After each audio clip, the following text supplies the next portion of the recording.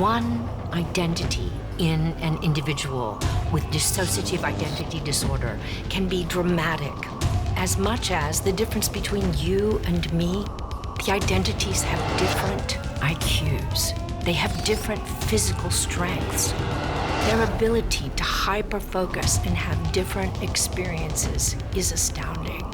Have these individuals, through their suffering, unlocked the potential of the brain?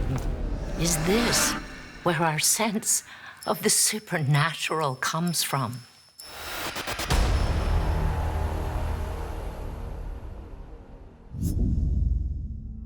What if a person with DID thought one of its personalities was supernatural?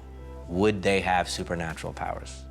I love taking real-world things and asking a question of, is there a plausible way to believe in the unknown?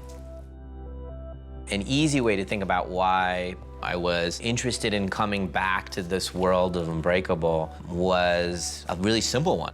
I was a young man when I wrote Unbreakable and was very masculine-oriented, very kind of, guy-oriented. And then I had kids. And then for a long while my kids were growing up, I was more interested in family-oriented stuff because that's really where my headspace was. So I was telling younger stories and to a younger audience, to children, and my kids have grown up.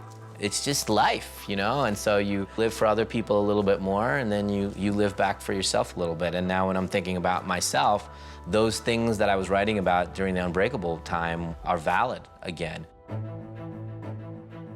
I said tonight, what is the character's name? And he said, I can't tell you that, just read the script. And he was like, what? He didn't understand what I was saying, because it was like, what am I supposed to point out every other character in the script? Just read the script, it's pretty crazy, and you've got to stick with it. I think he just thought it was so messed up and so whacked that it was crazy, and he's so up for anything. And I got through the first 10 pages, and I was like, what is this? And then the next 10 pages, it was a different, what is that? I think that's the joy of what Knight does so well, is that he keeps an audience on their toes, trying to figure out, what kind of film are we watching? Are we watching a thriller? Are we watching a supernatural? Are we watching a horror movie? What are we watching? I think I'll put a pretty flower in your hair. Well, I had to work hard to get the script. Originally, they wanted me to sign on without having read it. I was like, please let me read the script. And I read it on the plane ride, pretty much coming to Philadelphia. Everything about the script was top secret. I was texting Haley, tell me what happens, and she was saying, no, I can't. I want you to be surprised yourself. Once I got the script, it was way more screwed up and creepy than I could have ever imagined. It was great to read because I had no clue what to expect. Haley.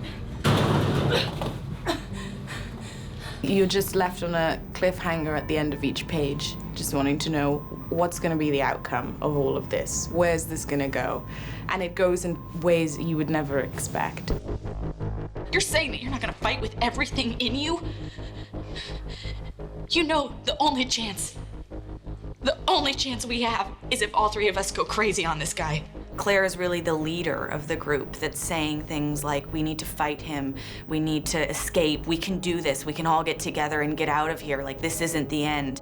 Marcia kind of looks to her as that leader in this really, really like screwed up time. I was shocked and amazed, and I loved my character, and I could find a way into her, and I could understand the way that she was feeling about things, and I could also really relate to how she was so much of an outsider and how she just didn't fit into the situation. Dr. Fletcher is a very one-pointed person. She's very committed to her work with her patients. Well, can we sit down and talk? I'm in a real hurry. I feel it's important that we talk, and I make sure that you are okay. She has dedicated her whole life to that work. She has some very cutting-edge perspectives about who her patients really are, and that they really are at the edge of the evolution of mankind in so many ways. Who are you? The ambiance on set is marvelous. It's just so family-oriented, and even if things are going wrong, everyone's pretty relaxed. Someone get her off me! What do you do? We make jokes and stuff. I do a lot of eating a lot of fruit snacks and yummy wraps that the beautiful, crafty ladies make us, which, takes our mind off the terrible stuff we're going through as our characters. You know, you come into work and you're not thinking, oh, this is this good scene where we're smiling and happy. It's like, okay, and we're back in that mode. We're back in the mode of like all of us like crying and shivering. And for me anyway, I have to laugh and I have to have fun. You know, I'm on a set with all of these amazing people. I want to get to know them. So in between, I have to sort of let go and laugh. I've had a really good time with Anya Taylor-Joy and Jess SULA. HALEYLU's just been a right laugh. And Betty Buckley as well, just an incredible bunch of women, which I was slightly scared of coming in, because it's like I'm going to be properly outnumbered, you know? And they've been really gentle with me, really sort of.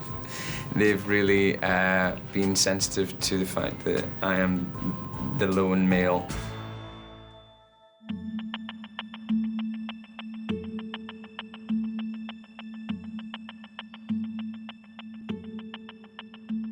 The visual look of this film, I've really been incredibly excited about. It is, in my opinion, his most cinematic movie. It feels very like a French film in a lot of ways. There's a style to it.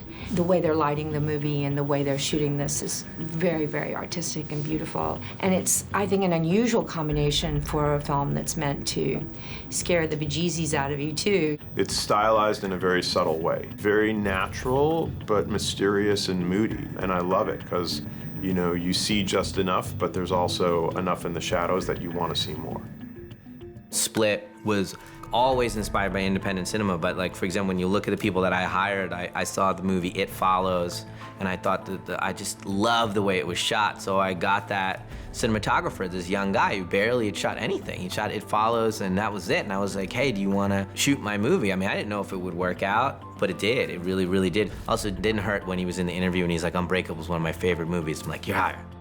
And then Marcia, who did the production design for us, I saw True Detective, which really affected me. I was like, who did that? Let me get that person. So Marcia came on and she did the production design and it was wonderful. What's amazing about Night is, I mean, he has the whole movie in his head. It's probably the most succinct design process that I've had, because there's so much thought behind everything that there really isn't any guesswork that needs to happen.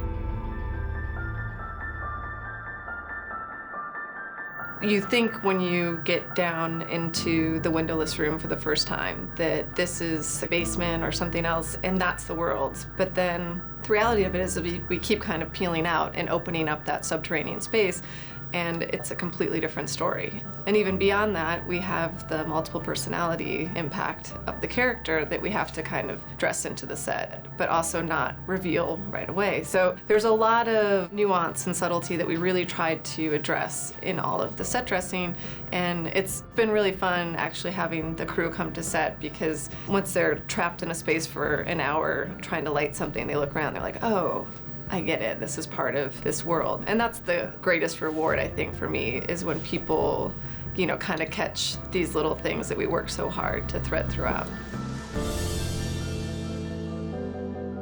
Because we're making a film in Philadelphia, and because he's so loyal and such an amazing citizen of the city, there's also a lot of opportunities that present themselves that I don't think a film this size that was just coming in without its connections to the city that we wouldn't have access to. So in some ways, the production value is actually much higher. We have some really big moments. I don't think we would have gotten them without Night's persuasion. I think that's really cool that Knight uses the resources he has to make the movie that he wants to make. I think he's really brave, bold, and I think he's really clever. He's bucking the trend that says, in order to tell an audience that you've got a good story, you have to spend 200 million on it. I don't think budget is really a signifier of quality, but just a symbol of how many cranes or how many lights or how many big actors are in it. It doesn't mean it's a good story. And I think what he's doing is clearing away all the interference, and he's getting back to proper good storytelling.